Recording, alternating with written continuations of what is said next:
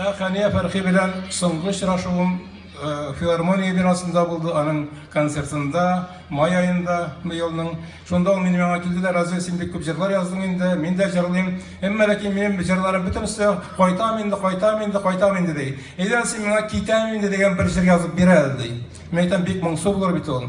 Әмма ләкин ул сорагач мин язмышы булдыра алмадым. Һәм менә китәм инде дигән җырны яздым.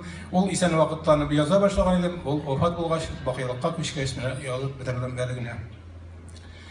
Мин җиргә яз белән килгәнмен, еласы урында көлгәнмен, күз яшен йөрәккә яшереп, яшисен алдан ук белгәнмен.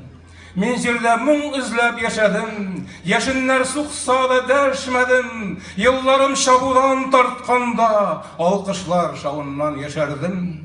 Дөньяда килү бар, китү бар, газаплы ул көнне көтүләр, мин сезгә мең кабат бурычлы, мин киткәч бурычым җыр түләр.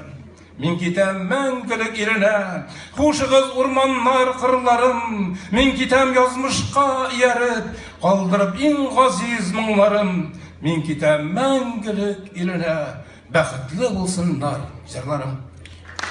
Рәхмәт, Разил әфәнде.